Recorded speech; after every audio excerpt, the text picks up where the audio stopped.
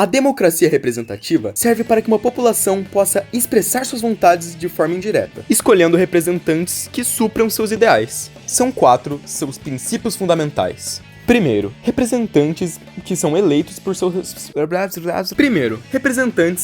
pelos representados. E isso ocorre no nosso dia a dia em forma de eleições em um determinado período de tempo. Segundo, representantes têm uma certa autonomia em relação aos representados. Mas essa autonomia não é total, porque de tempos em tempos esses representantes precisam se submeter a novas eleições, podendo ou não serem reeleitos, isso de acordo com a vontade dos eleitores. Terceiro, liberdade de opinião.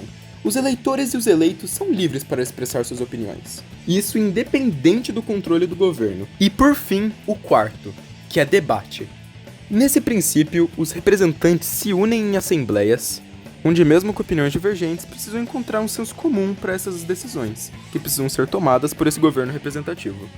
Assim como outras áreas da sociedade se transformaram ao longo do tempo, governos representativos isso também aconteceu. Essas mudanças, segundo o cientista político Bernard Manning, foram classificadas em 3 categorias, sendo em ordem cronológica a democracia de notáveis, a democracia dos partidos e a democracia de audiência. A democracia de notáveis era baseada em confiança entre indivíduos. Bom, porque quem votavam eram as pessoas do alto escalão da sociedade. Ou seja, pessoas detentoras de privilégios familiares, recursos financeiros e influência social. O eleito era geralmente da mesma origem. Tinha uma reputação a zelar e tinha prestígios e posses. E assim surgiu a figura do notável. E com a ampliação do direito ao voto, entre meados do século XIX, formam-se grandes organizações partidárias, com milhões de partidos. A figura do notável já não cabe mais, e passa a ser substituída pela força dos partidos. A partir daqui, os programas partidários ganham importância. A confiança muda de uma pessoa para uma organização de massa, representada pelo seu líder ativista e militante, surgindo assim a democracia dos partidos. Então, na segunda metade do século XIX, ocorre uma grande expansão dos meios de comunicação, principalmente a TV e o rádio. E aí,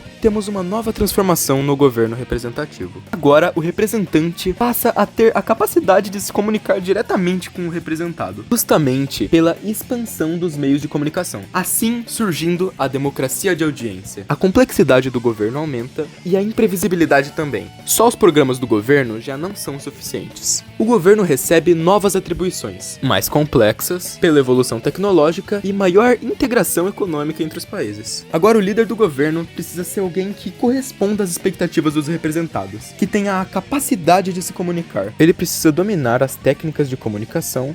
E aí entra o marqueteiro e as pesquisas de opinião, sem os quais não seria possível prever o que os eleitores necessitam ou esperam. Então, temos um representante que precisa ressaltar suas aptidões e ser um comunicador, para então convencer o representado de que ele é digno de sua confiança para representá-lo.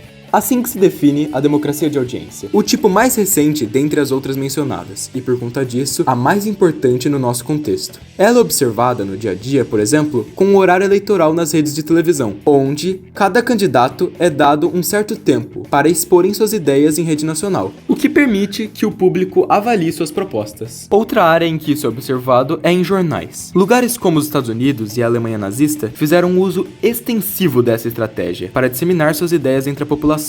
Os Estados Unidos usavam figuras como o Tio Sam para promover o militarismo, enquanto a Alemanha usava caricaturas negativas de judeus para promover o nazismo na Alemanha, já que, supostamente, se os seus inimigos são pessoas horríveis, ideias mais extremistas são mais facilmente aceitadas.